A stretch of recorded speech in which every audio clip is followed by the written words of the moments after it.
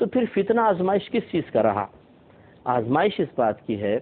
کہ منکر نکیر کوئی عام شکل میں نہیں آئیں گے، بلکہ یہاں پہ نہیں ہے، دیگر حدیثوں میں ہے ترمذی وغیرہ کی کہ نبی کریم صلی اللہ علیہ وسلم نے ارشاد فرمایا کہ یہ دو بہت بڑے بڑے فرشتے ہیں، ان کا قد بہت لمبا ہے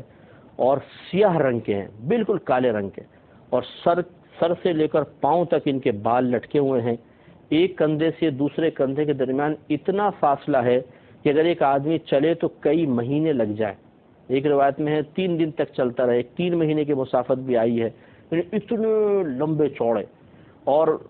نیلے رنگ کی آنکھیں ہیں دیگ کے برابر، بڑی بڑی دیگوں کی برابر آنکھیں ہیں، اور ان کے بڑے بڑے دانت ہیں، اور جو مطلب کیلے نکلے ہوئے ہیں ایسے دور سے نظر آئیں گے، اور یہ اپنے دانتوں سے دیوار کو چیرتے ہوئے اندر آئیں گے، اور ان میں سے ہر ایک کے پاس اتنا بڑا ہتھوڑا ہے، سرکار فرماتے ہیں کہ اگر تمام جنات اور تمام انسان مل کر اس کو اٹھانا چاہیں تو نہیں اٹھا سکتے۔ تو آپ سوچئے کہ کتنا بڑا ہوگا، اور جو پھر پھنس گیا وہاں پر، یہ وہی ہتھوڑا اس کو ماریں گے پوری طاقت سے، تو اسے کیا ملیا میٹ ہو جائے گا۔ جیسے آپ بعض اوقات ہم چیونٹی کو مسل دیتے ہیں، کھٹمل وغیرہ کو مار دیتے ہیں، مچھر کو مار دیتے ہیں، وہ بھی ایسا نہیں ہوتا کہ پس کے بالکل ذرہ ذرہ ہو جائے، تھوڑا بہت نظر آتا ہی ہے۔ تو یہ تو ہتھوڑا پڑ کے انسان کا حال کیا ہوگا، لیکن انسان ختم نہیں ہوگا، پھر اللہ تعالیٰ درست کر دے گا اور عذاب ہوتا رہے گا۔ خلاصہ کلام یہ ہے کہ اصل آزمائش اور فطرہ یہی ہے کہ جب منکر نکیر آئیں گے تو ایک تو ویسی انسان اکیلا، گھر والے چلے گئے ہیں، قبر کا اندھیرا، چھوٹی سی قبر ہے، اطراف میں مردے ہیں، وحشت ہے، اور پھر اپنے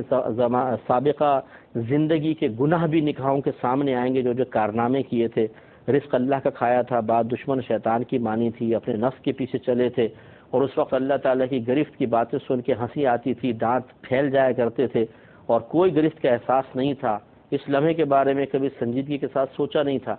یہ تمام چیزیں جب جمع ہو جائیں گی تو دہشت اور خوف کی وجہ سے بعض اوقات زبان بند ہو جائے گی۔ تو یہ اصل میں سرکار اشارہ فرما رہے ہیں کہ دنیا میں ایسے کام کرو،